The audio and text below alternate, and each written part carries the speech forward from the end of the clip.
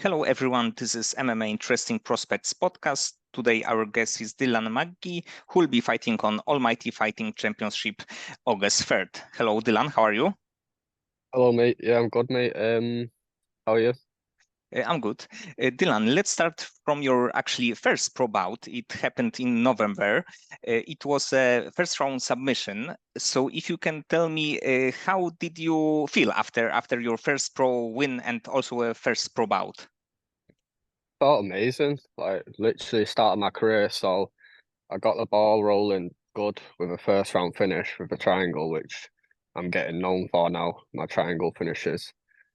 That's like my favorite submission. So it was good to get a first round finish because now obviously it's statistics. It's like when I get to the UFC, it's going to be like, oh, this guy's got so many first round finishes, etc., etc. So I'm trying to get finishes. I don't want it going the distance. So it's good. Yes, but I agree that you are quite known because of your submission game, because the way that you are fighting from your back. So also I think that people like this kind of style, the risk takers. Yeah, that and as well, it's good that if I ever get put on my back, I know I'm safe. Like, and people won't want to be on the ground with me. People want to keep it standing. So I think my striking's at a good level. So if people don't want to take me down, that's just playing in my favor. And when you were training for the first pro bout and even right now, do you feel any differences between the training right now and training for the amateur bouts? Um, I think I'm training harder now than I was for some of my amateur bouts. Probably some of them I probably didn't train as hard as I could have, but this training camp's just been a different level of intensity because yeah, I'm coming for the finish and similar to my last fight. Obviously, I've moved to a new gym, so my last fight I was training more at one MMA, whereas this one I've done most of my training at Next Gen. Um, So that's a difference. I've been working more on my own. I'm doing my own strength and conditioning, whereas when I was in Manchester, I had a strength and conditioning coach. But I'm just doing similar things. But apart from that, it's just yeah, same old fight camp. And what do you think about your cardio? Because usually, as the amateur, you can fight for 9 minutes, and here there is a chance that it will be a 15 minutes fight. So are you, let's say, more focused on this aspect of the game? Yeah, I always believe in my cardio. I think I'd out cardio anyone. If I could, I'd just have a fight with no time limit and just fight to the death. But yeah, I think the longer it is, the more it favors me. I think, look, yeah, my cardio, I'll out cardio anyone. And you made your pro debut in November, and right now you will be fighting on August. And was it a plan to have this kind of break, or you tried to fight earlier? Yeah, I probably wanted to try fight earlier, but it was like a few things came up, and I've just not had a chance really to fight. And with all that time off, I've had a lot of time to improve. So I think this fight's just going to show the level I'm at now, and like put me on the radar, put my name out there, and like make people scared to fight me. Would you be interested in taking more fights this year after this, especially if it happened in a quick win for you? Yeah, to be honest, I've got my eyes on this November card, Kingdom card in Manchester. I think that looks good. So that'll be if I potentially a quick turnaround and go on to do that. Definitely. Yeah, I want to stay active. Yes, but especially with the quick finish, probably you will be able to get another another fight this year. Yeah, yeah, pretty much. Yeah, I doubt it's gonna go longer than the first round. So more than likely you'll see me again this year, yeah. Uh, do you have a chance to watch any of your next opponent fights? Well, yeah, he's not got many fights on YouTube. He's fought on a few shows which are a bit like seem like probably from his country, but he's got one fight on YouTube with my brother. So he's fought my brother. That was a couple of years ago. And then from that, I was able to just see what his game's like, and I know what his game's like. And And sorry, go ahead, bro. and actually about your brother, because I think that it's quite interesting fact that you have a brother who is also a MMA fighter. He's actually probably similar experience to you as the amateur, and he also is a prospect on the scene. So how is to have the brother who is doing the same thing that you do?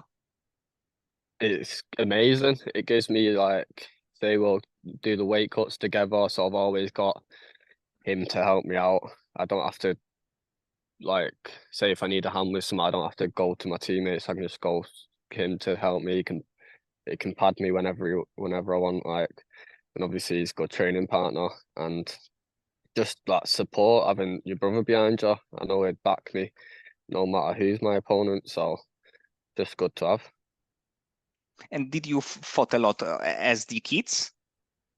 Yeah, we were always scrapping, me, my brothers, my cousins, the Rugrats. We just always scrapping. That's probably what got me into the fighting in the first place because I found love for it So early on.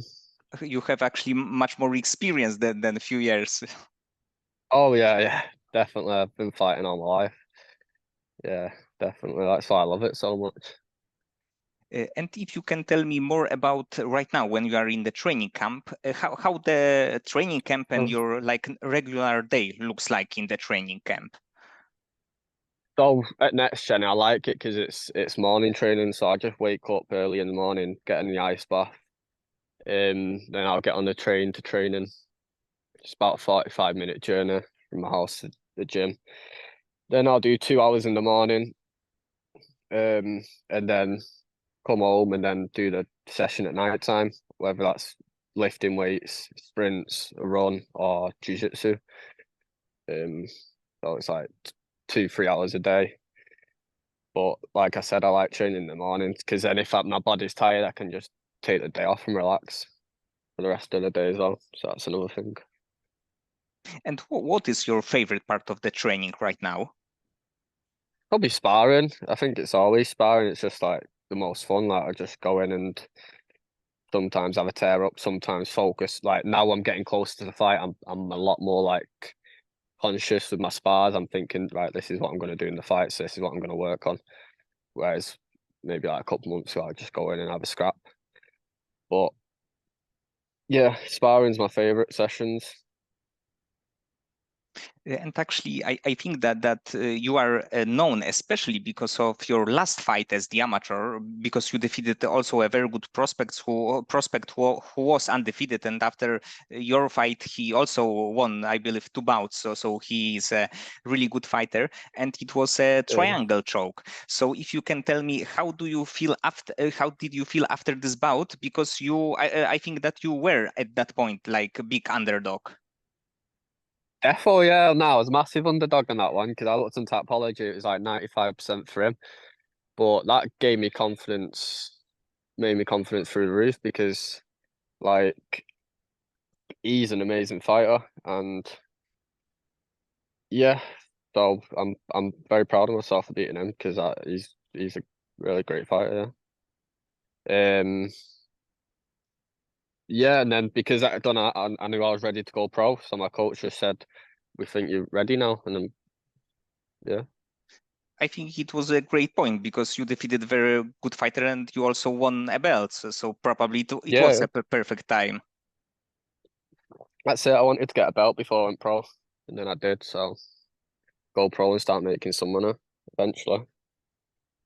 And overall, like fighters from Europe usually have a lot of bouts as the amateurs, as the amateur. But you at one point you lose two fights in the row, and of course this has happened especially on the amateur level. Yeah. But did you feel some maybe that you did you have any like thoughts that maybe it's going something wrong that I should win these 2 bouts?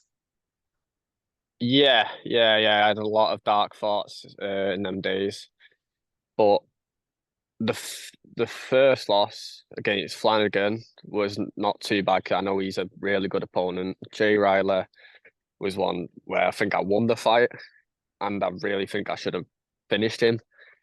My my excuses, I guess, for not winning them fights is I was at my first year of uni and I probably weren't taking it as serious as I am now. Um, but obviously I should have won and I paid the price and never happen again. So yeah, man.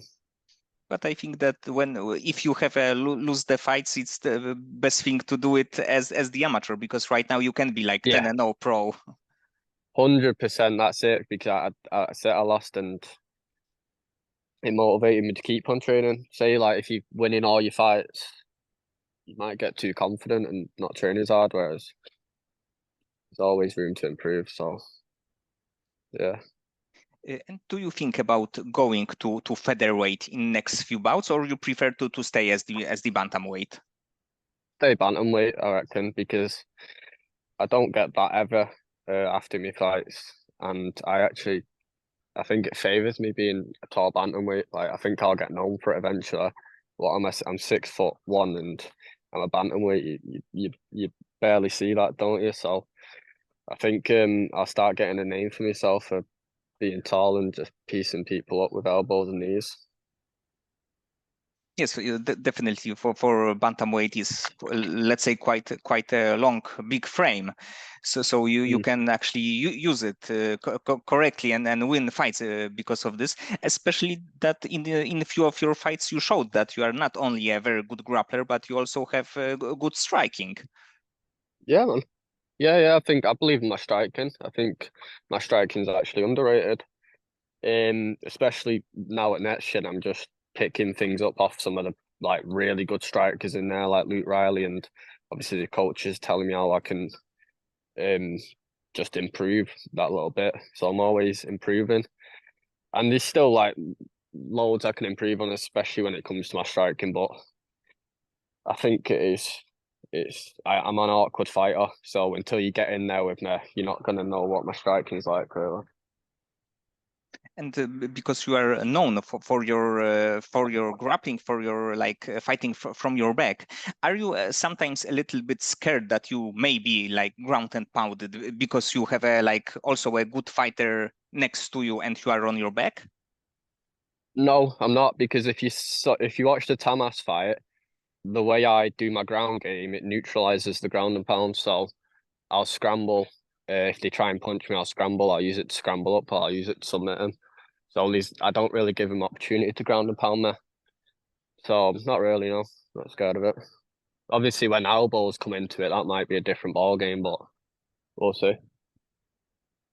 And do you like also watch the fighters who are great on their backs, like let's say Charles Oliveira? Yeah, definitely. But to be honest, I don't plan on being in my back at any point in the fight. Um, I'd much prefer to be on top, elbowing them in the face. But like you said, if I like the guys on bottom where they elbowing their opponent from the bottom, and this like awkward style of fighting is what I'm about, and I'll make it fucking like dirty in there. You know, I'll elbow you from weird positions, and yeah. When you are thinking about your career right now, what you consider will be next step for you? Because I think that Almighty FC it's like the first step. And do you have in mind the second, maybe second promotion that you would like to be in?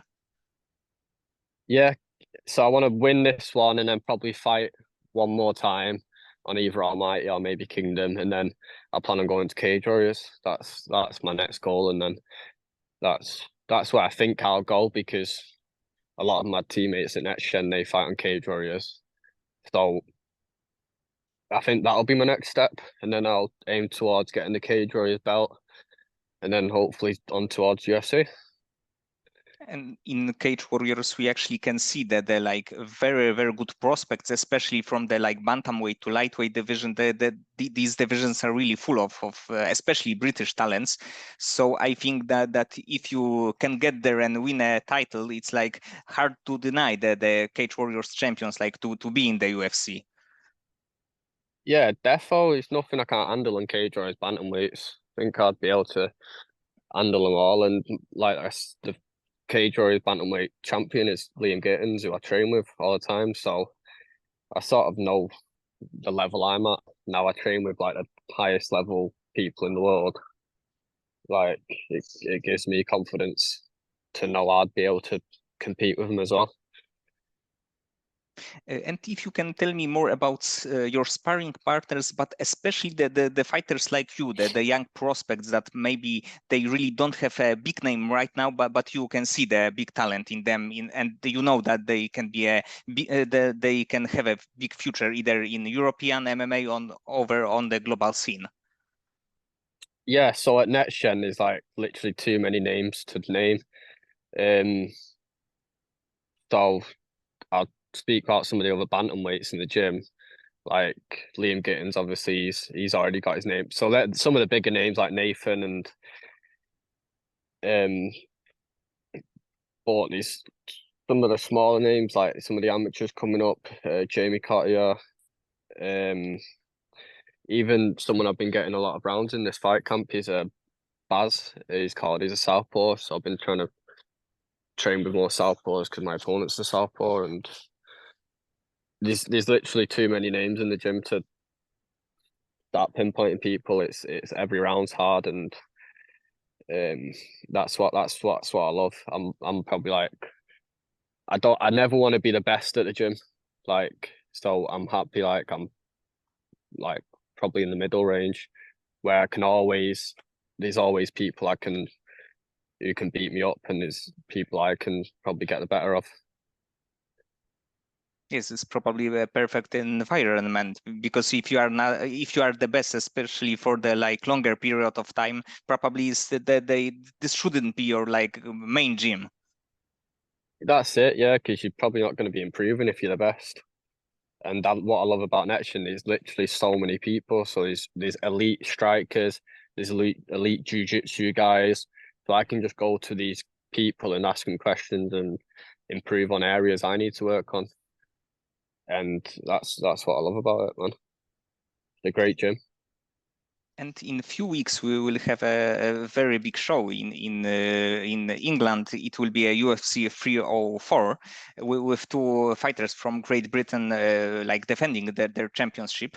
And if you can tell me, what do you think about Leon Edwards and Tom Aspinall, and especially their chance of like defending their championship belts? I think they'll both win. They'll smoke them. I've never, I've never like trained with him or out, but Leon Edwards he looks like an absolute animal, and Tom Aspinall he's fast as fuck. So I think actually probably all the England guys would win. I'm probably going to bet on all the England guys winning, especially with the English crowd there. Like people are going to show up, and especially like Paddy and Molly, I feel like they're definitely going to win and get their finishes.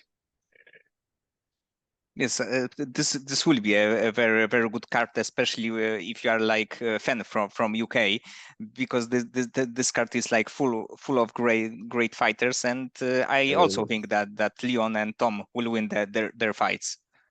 yeah, we got on there.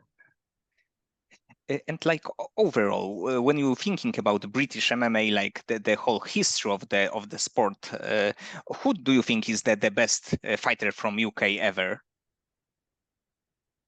Best fighter from UK ever going to be Dylan McGee, but right now it's probably God couldn't say maybe mm, Michael Bisping, but nah, don't know.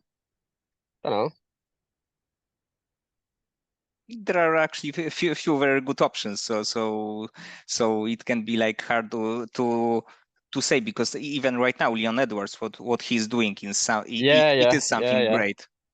I was thinking of more of the old school guys, but literally the people who are like in the prime right now, you could just say them. Like Edwards, he's what is he? He's champion and he's defended he's beat the best in the world, so he's an elite striker. Like Tom Aspinall, he's probably gonna go on to be a GOAT, especially if he like fought John Jones and beat him, or if he fought Poltan and beat him. bro, it'd be like, yeah, definitely be a goat. And outside of fighting, when you have more time, when you are after the fight, do you have any like additional passion or hobbies except MMA? Uh, Maybe climbing trees. Nah, nothing really.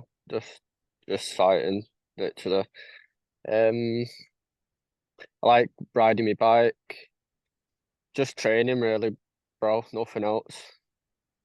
Um, yeah, like like delving into my mind, exploring my mind, meditating and stuff like that. Doing deep breathing sessions, but it's all just focused on me being the best fighter possible, really.